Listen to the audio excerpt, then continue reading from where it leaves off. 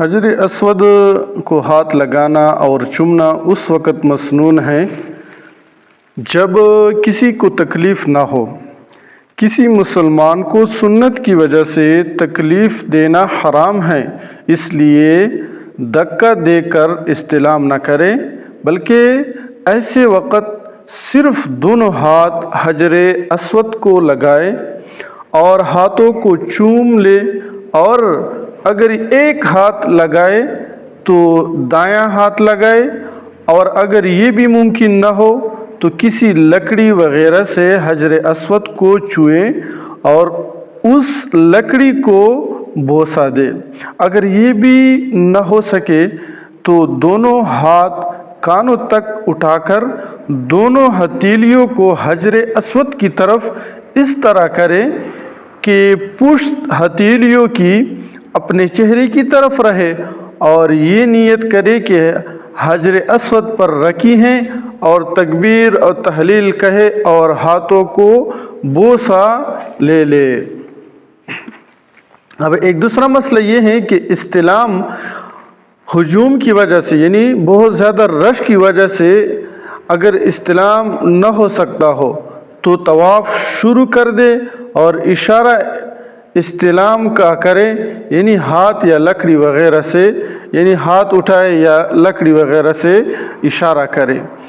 اور تیسرا مسئلہ یہ ہے کہ حجر اسود پر اگر خوشبو لگی ہے اور طواف کرنے والا محرم ہے، یعنی عمرہ کر رہا ہے یا حج کر رہا ہے، محرم ہے، احرام کی حالت میں ہے، تو اور حجر اسود پر خوشبو لگی ہوئی ہے تو اس کا استلام جائز نہیں ہے، بلکہ ہاتھوں سے اشارہ کر کے ہاتھوں کو بوسہ دے دے، یعنی حجر اسود کو ٹچ نہ کرے، یہ جائز نہیں ہے۔ اور چوتھا مسئلہ یہ ہے کہ حجر اسود پر چاندی کا حلقہ لگا ہوا ہے۔ آپ لوگوں نے اگر پہلے دیکھا ہے یا اب جب جائیں تو وہاں پر آپ خود اپنے آنکھوں سے دیکھیں گے کہ حجر اسود جو ہے اس پر ایک چاندی کا حلقہ لگا ہوا ہے۔ استلام کے وقت اس کو ہاتھ لگانا جائز نہیں ہے۔ بہت سے ناواقف لوگ استلام کے وقت اس کو ہاتھ لگاتے ہیں، یہ ناجائز ہیں۔ اور پانچواں مسئلہ یہ ہے کہ حجر اسود اور بیت اللہ کی چوکھٹ، حجر اسود اور بیت اللہ کی چوکھٹ یعنی دہلیز کے علاوہ بیت اللہ کے اور کسی گوشہ یا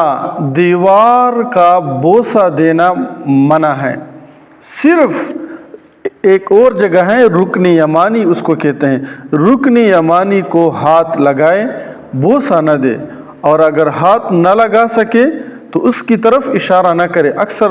وہاں پر آپ لوگ دیکھیں گے کہ اکثر لوگ اس کی طرف بھی ہاتھ اٹھاتے ہیں اور اشارہ کرتے نہیں۔ اگر آپ اس کو ہاتھ نہیں لگا سکتے تو پھر آپ اشارہ نہ کریں اور بوسہ بھی نہ لیں۔ اس طرح چھٹا مسئلہ یہ ہے کہ طواف کرتے ہوئے علاوہ استلام کے وقت بیت اللہ کی طرف منہ اور سینہ کرنا منع ہے، یعنی جب آپ طواف کرتے ہو تو صرف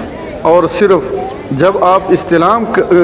کرتے ہو، یعنی جب حجر اسود کی طرف ہاتھ اٹھاتے ہو یا ہاتھ لگاتے ہو، اس وقت آپ صرف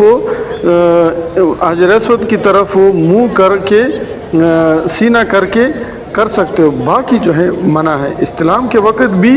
دونوں پاؤں اپنی جگہ رہنا چاہیے اور استلام کر کے پھر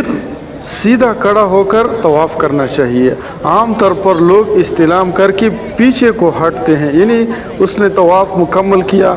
پھر جو ہے استلام کر کے پھر پیچھے کی طرف ہٹتے ہیں، جس سے لوگوں کو تکلیف ہوتی ہے اور پیچھے ہٹنے کی ضرورت نہیں ہے، اسی جگہ سیدھا کھڑا ہو جانا کافی ہے۔ اچھا جی، یہاں پر ایک اور مسئلہ ہے کہ دیکھو، مسئلہ یہ ہے کہ ہر طواف کے بعد 2 رکعت نماز پڑھنا واجب ہے۔ ہر طواف کے بعد 2 رکعت نماز پڑھنا واجب ہے، اور یہ نماز मकाम इब्राहीम के पीछे पढ़ना मुस्तहब और अफजल है। आप जब मकाम इब्राहीम जब आप उधर जाएंगे तो खाना काबा के सामने बिल्कुल थोड़ी सी फासले पर मकाम इब्राहीम है। इस मकाम इब्राहीम के पीछे ये 2 रकात नमाज पढ़ना मुस्तहब भी है और अफजल भी है, और ये 2 रकात नमाज पढ़ना वाजिब है। इसके बाद उसके करीब, यानी अगर आप मकाम इब्राहीम पर में जगह नहीं है या कुछ रश वगैरह है तो उसके बाद उसके करीब जगह हो, और उसके बाद काबा के अंदर, उसके बाद हतीम के अंदर अगर हो सके तो हतीम जो खाना काबा के सेट पर एक दीवार है, गोल दीवार है, उसमें 2 रकात पढ़ना अफजल है। और फिर हतीम में मिज़ाब रहमत जो परनाला बैतुल्लाह की है उसकी नीचे 2 रकात पढ़ना, ये बिल्कुल हतीम में जो परनाला है वो हतीम में है, हतीम के अंदर परनाली की नीचे फिर अफजल है। और उसके बाद बाकी हतीम में, उसके बाद बैतुल्लाह के करीब मकाम जिब्राईल ये मुल्तज़म वग़ैरह में, उसके बाद मस्जिद हराम में, उसके बाद हरम में, इन मकामात के अलावा पढ़ना, इन मकामात के अलावा पढ़ना और ताख़ीर करना बुरा और मकरूह है। अगर किसी ने मक्का मुकरमा में ये नमाज न पढ़ी तो उसको अदा करना वाजिब है, ज़िम्मे से साक़ित न होगी, तमाम उम्र में अदा कर सकता है लेकिन हरम में। और मसला नंबर 3 ये है कि ये नमाज वक्त मकरू में न पढ़े, मकरू वक़्त में ये नमाज न पढ़े। मसलन अगर असर के बाद तवाफ़ किया तो मगरिब के फ़र्ज़ के बाद पढ़े, असर के बाद तवाफ़ किया, असर की नमाज होगी, फिर आपने तवाफ़ शुरू किया, तवाफ़ किया तो ये 2 रकात जो है मगरिब के फ़र्ज़ों के बाद पढ़े। अगर वक़्त में गुंजाइश हो तो मगरिब की सुन्नतों से तवाफ़ की जो नमाज हैं वो पहले पढ़े, वरना पहले मगरिब की सुन्नतें पढ़े बाद में फिर ये पढ़े। तो ये तो हजर अस्वद की कुछ मसाइल मैंने आप लोगों के साथ बयान किए, क्योंकि हज का सीज़न भी आ रहा है और साथ साथ जो हैं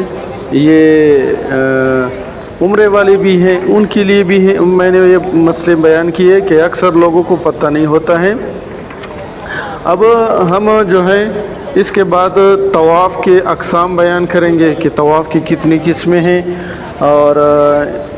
यानी तवाफ़ के 7 अक़साम हैं उसको बयान करेंगे,